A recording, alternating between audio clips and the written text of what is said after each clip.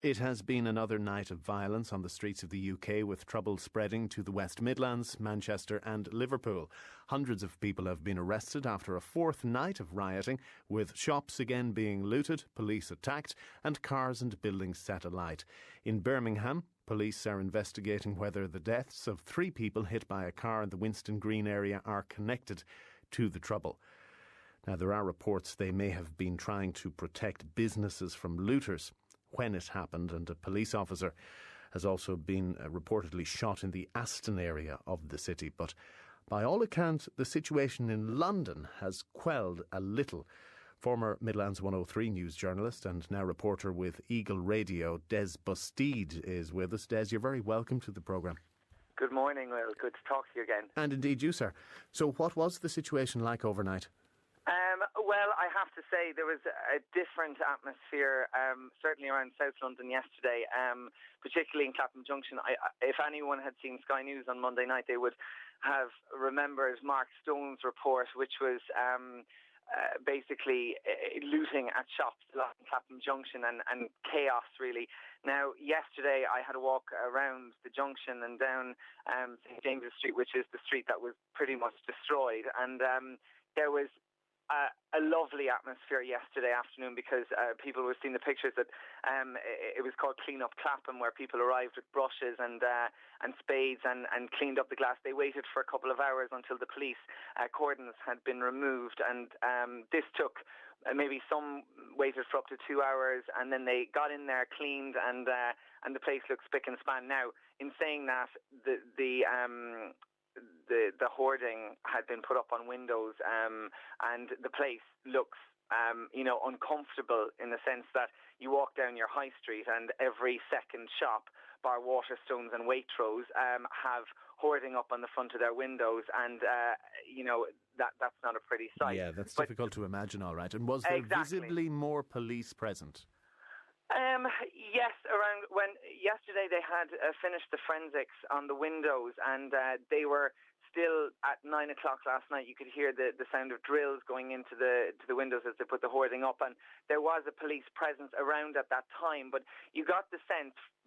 Monday night I was in the same area, and Monday night when it kicked off at around 7:30, there was a feeling before it happened that something was going to take place, and that was an eerie feeling, and I don't mean to over-exaggerate, but there really was a feeling that something was going to happen, because we could see on the television in Hackney, which is over in East London, this is down in South London, a good distance away, that chaos had kicked off there in the afternoon. But really we had that feeling. Last night, that wasn't the case. There was more riot tourists looking around at what the damage had been from the night before, but there wasn't a feeling of the same thing. And with the police around, you couldn't say it was, if there was a festival on and there's lots of police, or, a soccer match, say in Lansdowne Road, there's lots of police. It wasn't that bad, but at the same time, you felt there was more around the city. In up the park, which is about, Clapham Common is about maybe 400 or 500 metres, half a mile away from the junction. There's a chipper there where the police often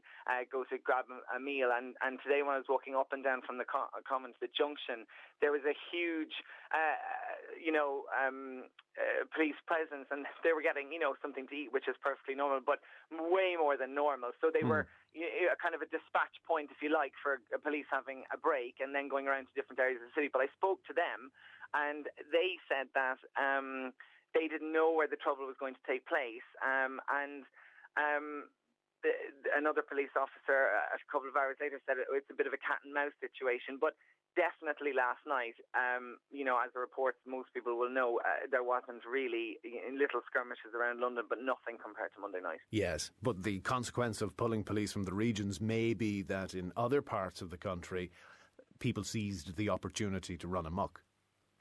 You can absolutely suggest that, because, it went from 6,000 police officers on Monday night who were incapable of dealing with the situation, which is understandable, to 10,000 in the nation's capital. And, those police had to come from somewhere. I know for a fact that many of them came from Surrey, where I am now, which is about 35 minutes on a train outside South London, and this was the case from right across England, you have to look at the point of, well, was that because they came from the likes of Manchester? But, it's how are you supposed to know that something will kick off as severe as it did in Manchester and elsewhere, in the Midlands too? And is there any sense that the oxygen which is keeping this blaze of anger alight, is it starting to burn out, fizzle away, or is it still there? It's a really good question and a really difficult question to answer, because I think what most, we're into the phase now, especially Londoners, of actually talking about why this has happened.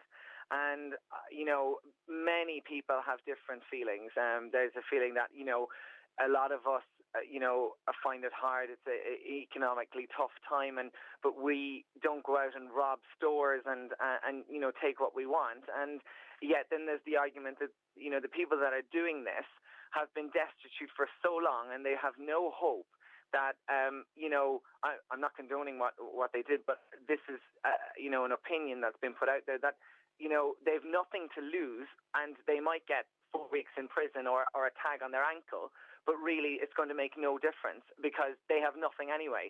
And, it's not about, one of the reports I've read over the last couple of hours is that, it's not about they're hungry, but they've got no future. And, maybe you can balance, they're not hungry for food, but what hope have they got in life? And that is an attitude that's been put out there. But yet there's the other side of that this is, thuggery at its worst. And these people have literally no respect, and they've been dragged up, and they are out of control. But, I think with last night, the BBM messaging service, there was, reports around that it was disconnected. I don't think that was the case. I think, personally, they realised they weren't going to be able to continue for a fortnight. Many of them, you could say, were tired, and they had got what they wanted, in the sense of, flat screen TVs, their mobile phones, and whatever else they looted from Curry's, Debenhams, and every other electrical shop and local shops too. So maybe last night it was a case where they had enough. Maybe, and perhaps there's a growing sense that they will get caught as well because of the increased police presence. Exactly. It's scary to watch, I have to say, Des, seeing it on the television, seeing it in the newspapers, and I can only imagine you being there in the heart of it must be unsettling. I went down on Sunday night to Brixton, which is considered it's improved over the last couple of years, but it would still be a fairly rough area, and there would still be incidents of gun crime, and it would be a fairly dodgy area. I'm not going to paint that one into a rosy picture, but I went down on Sunday night when there was reports on Sky about riots taking down. Now, people remember that Tottenham had started on Saturday night. This was on Sunday night, and because it was close to where I live, I decided to go down there and see what was going on. And this was around 2 o'clock in the morning. Now, I'd arrived after the main event, if you like. Now, riot police had got down there. They had been drafted in from North London, and I kind of, you felt it was a smash and grab. There was KFC tills out on the ground, and outside the store there were still coins left in some. H&M had been smashed, the retail store. The mannequin was hanging outside the window. You could clearly see the clothes had been taken, and Foot Locker was on fire, and they were trying to put that out a few hundred metres up the road. Now, I wasn't scared at that point because there was so much of a police presence, and I was going around talking to people who had seen what had happened, and it sounded, I said, why didn't the police do anything? To one girl, she worked in the cinema in the middle of Brixton, and she said, well, how can you stop these people who are crazy and out of control? It's just impossible. So the point I'm trying to make is, when I then was in the middle of this situation on Monday night in Clapham Junction, there was no question about it that I was scared, because when we were up the road from where the main action, you could say, was taking place, people were saying that there was 30 originally had arrived at Clapham Junction, and then it turned into 100 within about 10-15 minutes, and then they said we couldn't see up the road, but it was literally only 200 metres away. And what had started to happen was the rioters and the looters were coming towards us down at the junction, where a crowd of onlookers, you could say, had gathered at a separate crossroads down at Battersea Rise, the main, as I said, flashpoint was happening at Clapham Junction. These people were coming towards us, and they were running with flat screen TVs, like I said, electrical equipment. But then others, as the ones were running towards us and running up hills, and some walking because they were so blasé at this point, had decided that's when the smashing of the windows started on front of us on the high street. So we were literally, a ringside seat to the action, if you like. But what the scariest point was is that there was no police presence at all anywhere, because the ones that had been there earlier on in the evening and were keeping a presence because all the shops had closed early had left because they were only bobbies. They couldn't deal with it. And it took until I had left at around 10:30. I had to walk a friend home, and I said, it's time to get out of here, because we didn't know. At that point, we had heard one of the shops was on fire, which was the case. It was burned out at Clapham Junction. But really, there was a sense, and you could feel people's eyes as you walked past them on the street. There was a visible panic, about people, and that was something I have never in my life experienced. Yeah, it's inconceivable to consider that a developed world city such as London could have such scenes, and the sense of powerlessness must have been paralysing for all concerned. Des Busteed, thank you very much for taking our call this morning. Let's find out what has been happening in Manchester overnight. Joanne Cassidy, originally from the Blueball in Tullamore, now works with ITV in Manchester. Joanne, you're very welcome to the programme. Hi, Will. How are you doing? Very well, thank you. More to the point, how are you doing? Yeah, I know. It's very sad. It's very sad here today in Manchester, I have to say. No doubt I know it's sad throughout the whole of the UK, but it's very sad in Manchester. I just arrived into work today, talking to my team, how they got on last night and that. Was in regular contact with most of my team last night anyway, because a lot of them live in the city centre, so they were giving us regular updates what was happening, and it just wasn't nice last night at all. What have they been telling you? Very scary for a lot of people. Very scary for a lot of people. Were any of your staff involved in any incidents, or did they get caught up in it? No, well, from 2 p.m. yesterday, we had the head of Manchester Police here at ITV, because we have Coronation Street and various other productions going on, and they didn't know whether they wanted to bring the actors still in, for various shifts. And he was telling us at the time that, it was all being monitored and everything was going to, everything was fine. But we were then ourselves getting phone calls from various different friends, work colleagues in different sites, telling us, no, there's an incident here, there's an incident there. And, we were constantly, letting our bosses know we're here and things. So they were reviewing the situation with the Manchester Police every 20 minutes. But we all left roughly on time last night at about 5 o'clock. But that's when it was starting to really, it was getting really bad in the city centre then. There was lots of youths coming together. They were, they were coming in on the trams, on the buses, whatnot, and the city was just littered in youths in the same uniform of black hoodies, tracksuits, jeans, whatever they were wearing, but everybody knew. It was very sinister there last night. That's what they're all telling me. I'm lucky where I live. I live in Salford, just on the Quays, but I'm about 2 miles away from where it was really bad on the TV that you could see on Sky News there last night, that it was really, they were just burning out cars. It was just mindless violence, attacking anyone, mugging anyone, businesses. It wasn't just businesses, it was people, it's cars, it's people's property, it was everything. OK, so given the tension and the anxiety that must be in the air there, Joanne, are people able to get on with their day-to-day lives now? Is business progressing as usual this morning? Well, I think everyone's coming to work. Everyone in my team's come in today, and I have about 40. And, a lot of them live in the city centre, and they're just saying it looks like it's, the aftermath of a really reckless night. There's shoes, clothing, CDs, everything thrown around. I think we're all bracing ourselves that it could happen again tonight.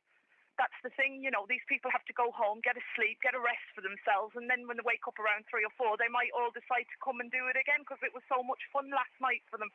And was there a sense that the police were able to contain this, or were the numbers simply insufficient? No, I think insufficient. I think a lot of the police were sent down to London as well. I'm getting reports from, as I said, my teammates who were on city centre, they were saying they were seeing things going on. They didn't see any police. The shopkeepers that have been on the radio themselves this morning saying they've seen people breaking into their shops, and the police just, obviously went by, and they've had to become vigilantes, shop owners themselves, and they've been saying how they've wrapped their heads up and wore hoodies themselves, shop owners, and they were asking them, why have you done that? And they said, because we don't want to be caught of what punishment we're going to be handing out for youths coming into our shop, breaking things up, stealing things. So There's going to be a bit of that as well. Well, there's going to be vigilantism. But I was really proud last night when I seen on the TV all the Sikh community, all the Turkish communities coming out and protecting their own streets, their own families, their own businesses and temples. It was good. I think more of that's needed.